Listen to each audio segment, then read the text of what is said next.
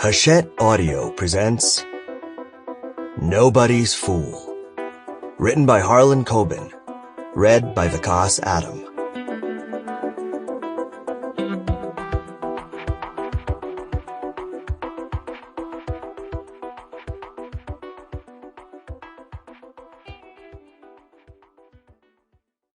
To the other members of the Core Four: Nicola Schindler, Richard Fee, Danny Brocklehurst. Great partners, better friends. Prologue. Did it all go wrong the moment I saw you? I was a mere 21 years old. Just a baby, now that I look back on it. Freshly graduated from Bowdoin College and gamely beginning the backpack through Europe ritual so common amongst my ilk. It was midnight. The nightclub's music pounded and pulsed. I was nursing my first bottle of Victoria Malaga, the cheapest cerveza they served. Hey, I was on a budget, at a nightclub on the Costa del Sol of Spain. I fully expected this to be a typical club night for me. Lots of hope, fear of missing out, quiet disappointment, read striking out, when I spotted you on the dance floor. The DJ was blasting Can't Get You Out of My Head by Kylie Minogue, which, man oh man, would end up being the most on-the-nose tune imaginable. Still, today, a quarter of a century later, you met my eye, held it even, but I didn't really believe that you were looking at me. Not just because you were out of my league. You were, of course. Out of my league, that is. No. The reason I didn't think you were looking at me was because I was surrounded by the Bowdoin lacrosse bros. Mikey, Holden, Sky, Shaq, and, of course, Team Captain Quinn, all of whom were rugged and handsome and oozed good health like those pictures you'd see of young Kennedys playing football in Hyannisport. I figured you were looking at one of them. Maybe Captain Quinn, with his hair that was wavy to the 10th power and a physique that could only be produced by the optimal blend of weights, wax, and steroids. As if to prove the point, I did a performative, nearly cartoonish look to my left, then to my right.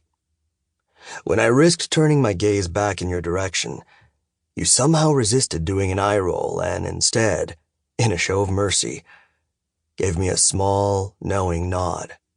You again met my eye, or maybe you were like one of those old oil paintings I saw 2 days ago in the Prado, where the eyes seemed to follow you no matter where you stood. I wish I could say that everyone else in the Discoteca Palmeras faded away except for the two of us, like in some cheesy movie where the music's volume would drop and then they'd zoom into close-ups of you and me, but that didn't happen. The dance floor was crammed with young partygoers. Someone bumped into you. Then someone else. Other undulating bodies swarmed between us. You vanished from view, as if the crowd had swallowed you whole. I stood up. The lax bros at my table didn't notice. I was more of a mascot than a friend. Comic relief. The weird little guy who drew the ultra-popular Captain Quinn as a roommate freshman year. Most of the bros thought I was Indian, often calling me Apu and mimicking some kind of South Asian accent, which was annoying because I was born and raised in Fair Lawn, New Jersey, and sounded like it. The lax bros hadn't been my first choice of European travel mates, but my best friends Charles and Omar had both already started jobs, one at Bank of America in Manhattan, the other doing genetic research at Mass General. I'd been accepted to Columbia's medical school and would start in the fall. Though in truth, it was pretty cool. Flattering even, to be traveling with the lax bros, even if it was at Quinn's urging. I swam more than walked onto the dance floor, fighting through the sweat-drenched bodies like they were incoming waves. The DJ switched songs to Murder on the Dance Floor by Sophie Ellis-Bextor, which again in hindsight seems perhaps apropos or maybe ironic, but I've been confused about the actual meaning of the word ironic ever since Alanis Morissette sang that song, and even now, a quarter century after that night, I don't want to get it wrong. It took me a full minute of shoving through flesh before I found you in the center of the dance floor. You had your eyes closed, both hands in the air, and you moved slowly, languidly, silkily. And I still don't know what the name of that dance move was, but I was mesmerized. Raising your arms over your head made your top right up so that your tan midriff was visible. For a moment, I just stood there and stared. You looked so lost, so at peace that I almost just let you be. Imagine if I had. But alas, my courage was uncharacteristically up. Nursing that one beer emboldened me enough to step forward and tap you on the shoulder. You startled and opened your eyes. "Want to dance?" I asked. Look at me, just going for it. I don't think in my life I had ever been that forward. A beautiful woman dancing alone, and I had the simple gall to approach. You made a face and shouted, "What?" Yes, it was that loud on the dance floor. I leaned in closer. "Do you want to dance?" I yelled, trying to get my mouth close to your ear, but angling off a little so I didn't puncture your eardrum. You made a different face and shouted, "I'm already dancing!" This would have been the part where I, and to be fair, most guys, would normally slink away. Why didn't I? Why did I see something in your eyes that told me to give it one more shot? "I mean with me!" I shouted. The right side of your mouth curled up in a small smile that I can still feel in my veins. "Yeah, I got that. I was joking." "Good one," I said, which I don't know if you took as truth or sarcasm, but for the record, it was sarcasm. We started to dance. You are a total natural. Relaxed, sensual, magnetic.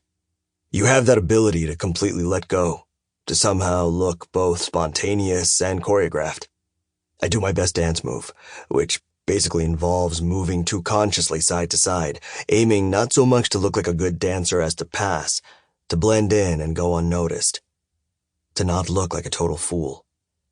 My dance moves were an attempt to not embarrass myself, which of course makes me look extra self-conscious, or maybe that's me being self-conscious. You didn't seem to mind. "What's your name?" I asked. "Anna. Yours?" "Kierce." Then for some reason, I added, "Sami Kierce." God, how dumb I sounded. Like I thought I was James Bond. You gestured toward the Lax Bros with your chin. "You don't look like you belong with them." "You mean because I'm not tall and handsome?" That small smile again. "I like your face, Sami Kierce." "Thank you, Anna." "It has character." "Is that a euphemism for homely?" "I'm dancing with you, not them." "To be fair, they didn't ask you." "True," you said. Then that smile again. "But I'm also not leaving here tonight with them." My eyes must have bulged, because you laughed a beautiful laugh and took my hand, and we kept dancing, and I started to relax and let go too, and yes, 2 hours later, I left the nightclub with you while the Lax Bros pumped their fists and hooted and hollered and chanted, "Kierce, Kierce, Kierce," in drunken unison. We held hands. We walked to the Fuengirola beach. You kissed me in the moonlight, and I can still smell the salt of the Mediterranean. You took me back to your place in a modest high-rise. I asked if you had roommates. You didn't reply. I asked how long you'd been in Fuengirola. You didn't reply. I'd never had a one-night stand, or picked up a girl at a nightclub, or, more aptly, had a girl pick me up. I wasn't a virgin. I dated Sharon Rosenberg during our junior year at Bowdoin, and we did it plenty of times, but still I was nervous. I tried to channel Captain Quinn. That dude had confidence to burn. Our freshman year, Quinn would always score and come home super late or early the next morning. When I asked Quinn once why he never brought a girl back to our room, he said, "I don't want any part of her staying on me, you know what I'm saying?" And then he would hit the shower for a full half hour. Sample complete. Ready to continue?